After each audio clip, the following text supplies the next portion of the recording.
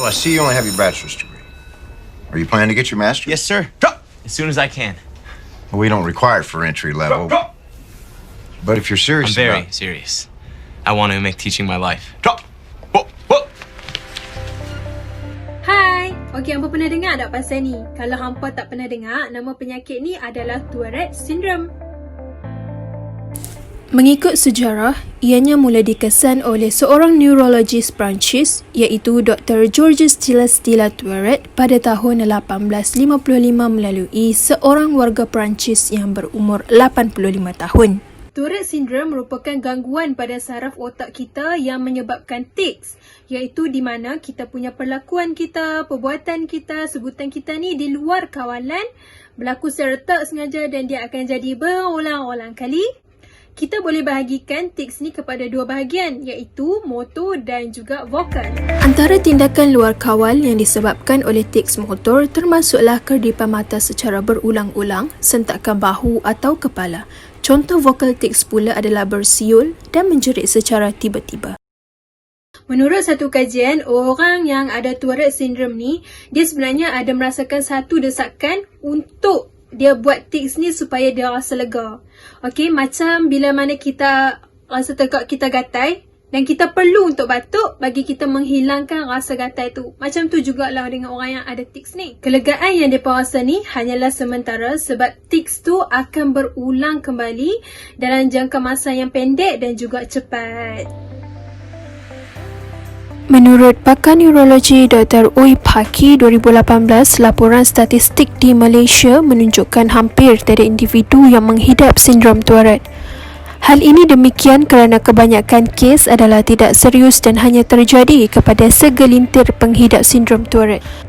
Oleh sebab gangguan Tourette Syndrome ni tak konsisten, jadi ramai orang yang pandang ringan dan juga buat tak kisah tentang gangguan yang mereka hadapi, menyebabkan mereka ni tak pergi rujuk kepada doktor ataupun pakar yang berkaitan dengan Tourette Syndrome. Lazimnya, Tourette Syndrome berlaku kepada semua etnik.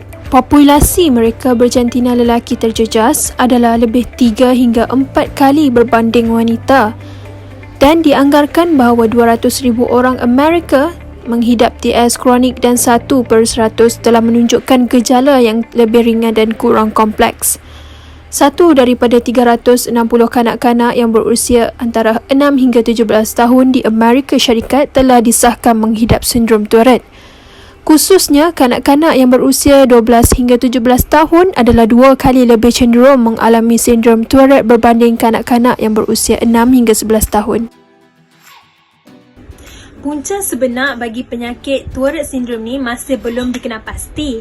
Tapi, penyakit Tourette Syndrome ni dia berkaitan bila mana kita punya basal ganglia ataupun lebih tepatnya litar corticostriatus sensorimotor gagal berfungsi dengan baik. Secara ringkasnya, litar ini berinteraksi untuk mengeluarkan dopamin yang mengawal pergerakan.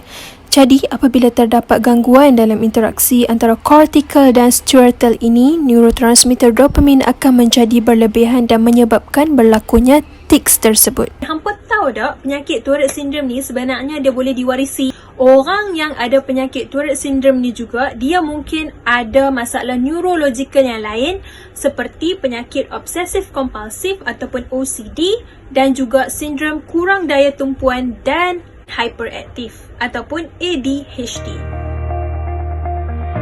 Salah satu cara untuk kita diagnose penyakit ni adalah dengan kita merujuk kepada DSM-5.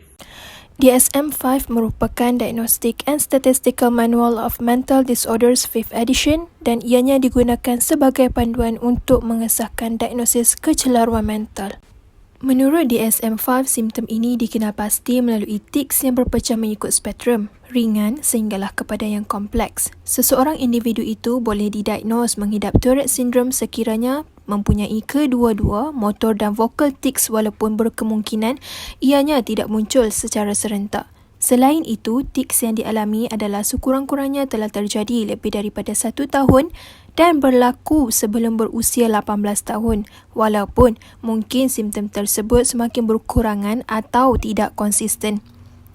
Sekiranya tics mempengaruhi fungsi hidup penghidap secara drastik, iaitu dengan menyebabkan perbuatan luar kawal seperti mencederakan diri sendiri dan orang lain, ianya boleh dikategorikan sebagai kompleks.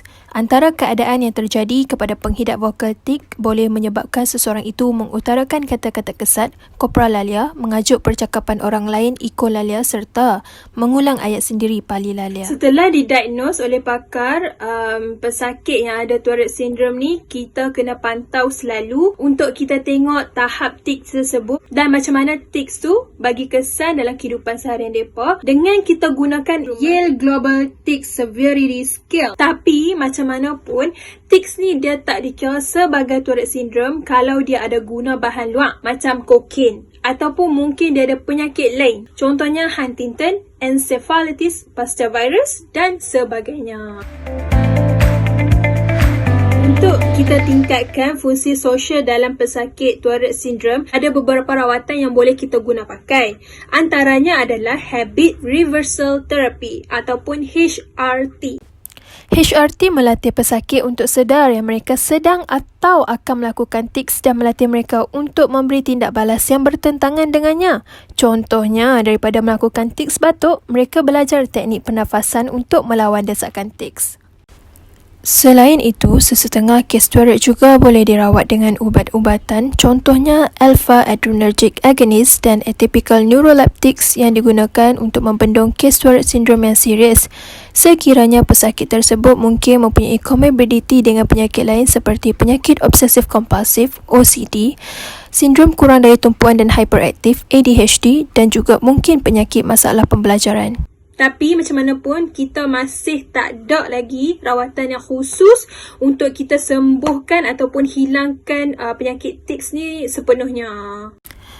Oleh itu, adalah penting untuk mendapat sokongan yang jitu melalui persatuan yang berkaitan dengan Tourette syndrome seperti Tic and Tourette Syndrome Malaysia Support Group yang ditubuhkan pada tahun 2016 yang bertujuan untuk menyebarkan kesedaran dan meningkatkan penerimaan sosial terhadap penghidap TS. Allah juga berfirman tentang larangan merendahkan orang lain di dalam surah Al-Hujurat ayat 11.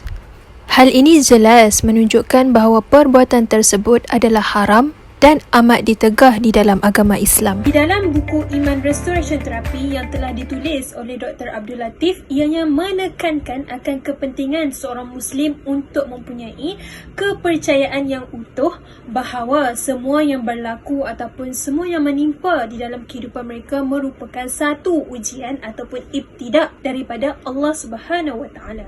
Mereka juga perlu yakin dan percaya bahawa segala kesukaran yang dilalui di dunia ini bukanlah suatu bencana atau kesengsaraan.